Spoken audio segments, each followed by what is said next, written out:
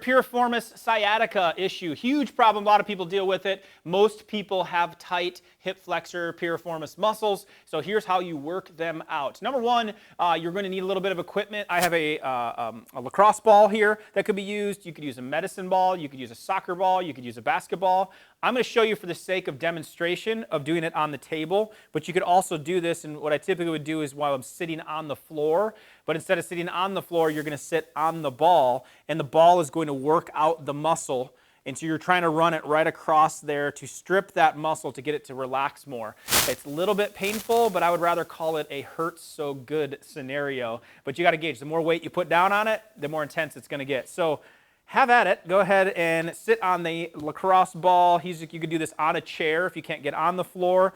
And you can see he's just lifting one of the legs up, and he's just running it right over that piriformis muscle and the muscles of the hip. And you can kind of move around, and you'll feel the very tender areas, and you'll want to work on those tender areas.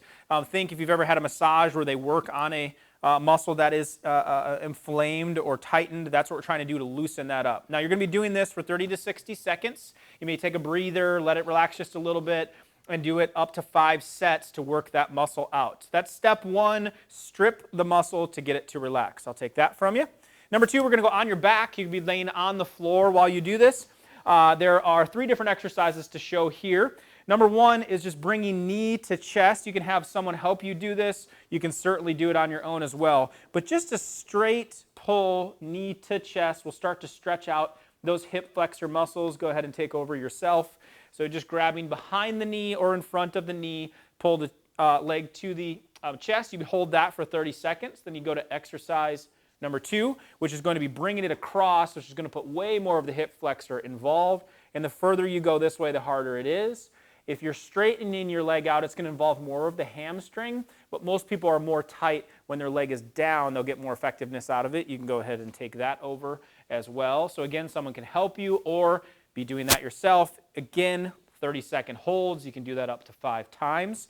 The last one, this one really gets a lot of people, is you'll be bringing your ankle across and setting it on top of the opposite knee, and then you'll be bringing the other leg up. So you'll bring that one all the way up to the chest, really pulls in there in the piriformis and hip flexor area. So again, he's demonstrating doing it by himself, or someone can help drive that leg up, and even to get a little more flexibility further than what you normally can get, someone else assisting you is very helpful. Again, 30-second holds, you can do up to 5 of those. So you have legs straight up, leg going across, and then crisscross by putting the ankle on top of the knee. That needs to be done on a daily basis. Early in the morning, I would be doing your wobble ball to warm the spine up really good. And then, of course, adjusting that area to reset the nervous system, reset where the spine and the pelvis is, and then stretch it out to really take care of it. You can also strip it with a racket ball or a medicine ball or a basketball as well. There's your piriformis and sciatic help.